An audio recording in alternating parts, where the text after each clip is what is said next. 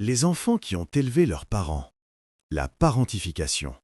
Tu es tellement mature pour ton âge. Si vous avez souvent entendu ce compliment quand vous étiez enfant, vous en étiez probablement très fier. Les adultes vous trouvaient intelligent, responsable, capable de comprendre les conversations des grands. Mais avec le recul, ce compliment cache souvent une réalité beaucoup plus sombre. Un enfant qui est trop mature pour son âge, c'est généralement un enfant qui n'a pas eu le droit d'être un enfant. C'est un enfant qui a dû grandir en urgence pour gérer le chaos, les émotions ou les secrets des adultes autour de lui. Aujourd'hui, sur le mythe familial, on va décrypter un tabou invisible et destructeur, la parentification. On va comprendre comment certains parents transforment secrètement leurs enfants en thérapeutes et pourquoi le fait d'avoir été un sauveur dans votre enfance est en train de ruiner vos relations d'adultes. L'inversion des rôles. La relation entre un parent et un enfant est censée être à sens unique. Le parent protège, l'enfant est protégé. Le parent soutient, l'enfant s'appuie. Mais dans une famille dysfonctionnelle, la gravité s'inverse. Le parent toxique, immature ou dépassé par ses propres problèmes, va commencer à s'appuyer sur son enfant. Au début, ça commence par de petites choses. Le parent se plaint de ses problèmes d'argent ou critique l'autre parent. « Ton père est encore rentré tard.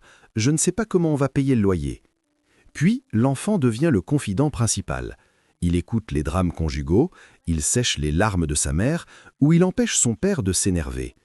On lui donne le rôle de médiateur, d'infirmier psychologique et parfois même d'ami. C'est ce qu'on appelle l'inceste émotionnel. Le parent ne franchit pas de limite physique, mais il franchit une limite psychologique absolue. Il utilise le cerveau d'un enfant de 10 ans pour traiter les angoisses d'un adulte de 40 ans. L'illusion du super-pouvoir. Le piège de la parentification, c'est que l'enfant ne se rend pas compte qu'il est victime d'un abus. Au contraire, il se sent valorisé. Quand un parent se confie à lui, l'enfant se sent spécial. Il se dit « je suis le seul à pouvoir l'aider. Sans moi, la famille s'effondre ». Il développe alors l'illusion d'un super-pouvoir. Il devient un expert pour lire l'humeur des gens dans une pièce. Il sait exactement quel mot dire pour calmer la colère ou la tristesse des adultes. Mais pour devenir ce super-héros émotionnel, l'enfant doit payer un prix exorbitant. Il doit faire disparaître ses propres besoins. Comment pourrait-il se plaindre d'une mauvaise note à l'école ou d'une dispute avec un copain alors que sa mère vient de lui raconter en pleurant que le couple parental allait divorcer ? L'enfant apprend très tôt que ses problèmes à lui sont minuscules, sans importance, et qu'il n'a pas le droit d'être un fardeau. Le syndrome du sauveur, l'adulte épuisé. 20 ans plus tard, l'enfant thérapeute devient un adulte, et ce qui semblait être un super-pouvoir dans l'enfance se transforme en une véritable malédiction. Si vous avez été parentifié, vous avez été programmé pour croire que l'amour passe par le sauvetage.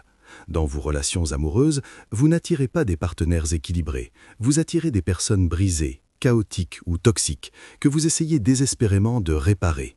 Vous confondez le drame avec la passion et la thérapie avec l'amour. Dans vos amitiés, vous êtes toujours l'oreille attentive, celui qu'on appelle à 3 heures du matin en cas de crise, mais à qui l'on ne demande jamais comment il va. Vous passez votre vie à porter les bagages émotionnels de tout le monde, jusqu'à l'épuisement total, parce que vous êtes terrifié à l'idée qu'on vous abandonne si vous arrêtez d'être utile.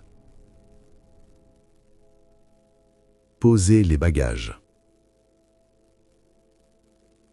Alors, comment s'en sortir ? La première étape pour guérir de la parentification, c'est de rendre à vos parents ce qui leur appartient.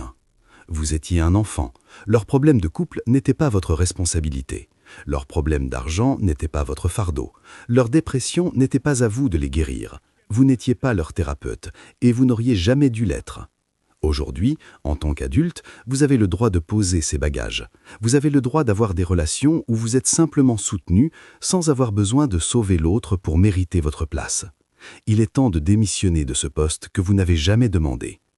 Si cette vidéo vous a aidé à comprendre votre histoire, abonnez-vous à la chaîne. On continuera ensemble à décrypter les mythes de la famille. On se retrouve très vite.